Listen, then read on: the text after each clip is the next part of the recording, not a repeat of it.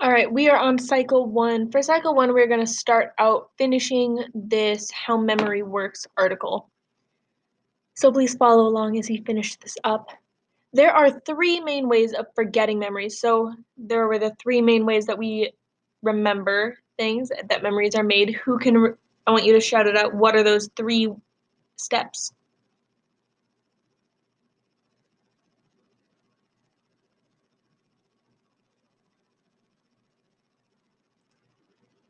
The first one, encoding. That was where you take it in and your memory is like, yes, this is a memory. Two was consolidation, where it packs it away and makes a way that it can remember it. And three was retrieval, where it's like, I found this memory, I'm going to bring it back up, and you get to replay it again in your head. So those were our three steps. Now let's figure out the three ways of forgetting.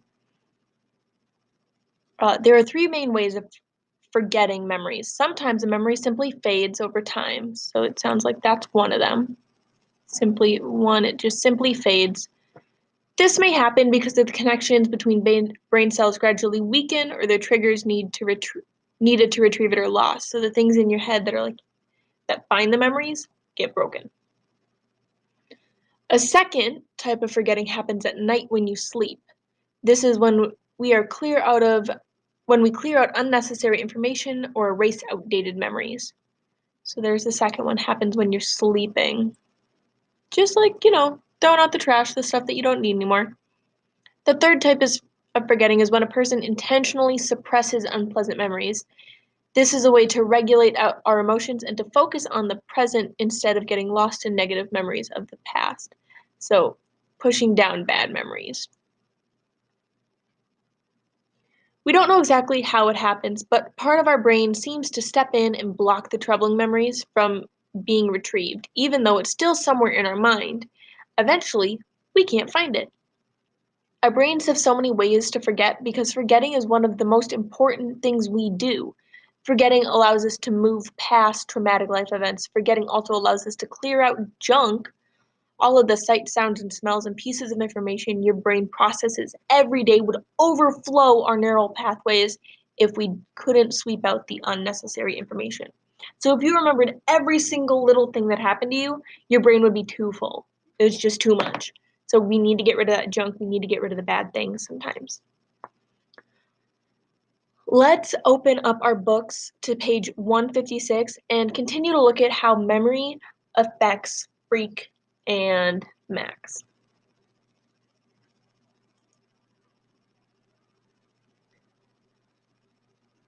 Pause the video if you need time to get to page 156.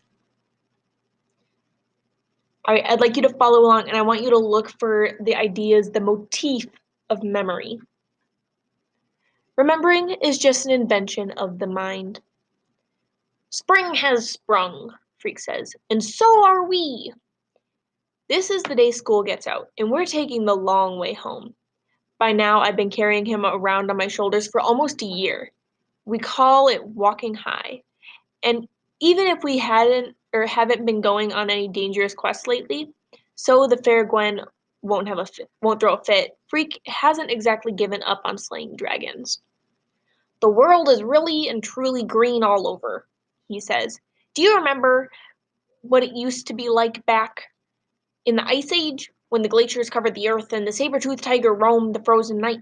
So we see that word here, remember. I'm going to underline that because that's one of our big ideas.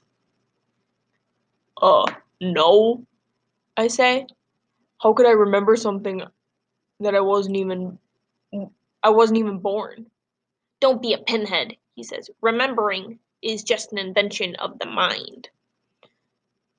So I'm going to make a star here. That's a supporting detail. It's just a invention of the mind, bringing up that idea that our brains can make things up. So make up, go into the Ice Age.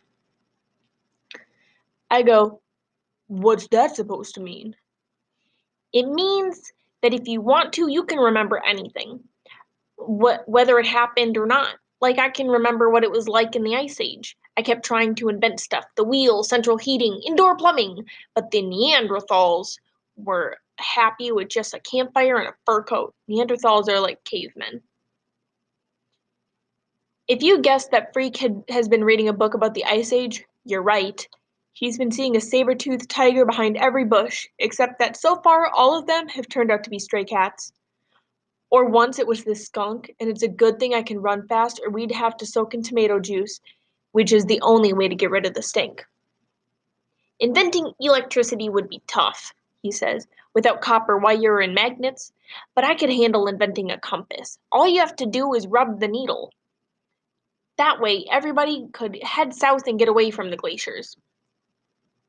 First, you would need a time machine, I say. So you could go back there and give all the cavemen a hard time about indoor plumbing. Freak goes, "You don't need a time machine if you know how to remember," which is something I always remember him saying and me trying to figure out. Alright, so we see lots of mentions of memory here. We're going to just pick out one of those times. In this excerpt from 157, what might Freak mean when he says, "You don't need a time machine if you know how to remember"? The excerpt says, "First you need to invent a time machine," I say, "so you can go back to give all the cavemen a hard time about indoor plumbing." Freak goes, "You don't need a time machine if you know how to remember," which is something I always remember him saying and me trying to figure out. Scholars, I'd like you to think back to the beginning of this chapter, how he asks Freak to remember the Ice Age. Do you think Freak thinks he needs a time machine? Why? When you're done, move on to cycle 2.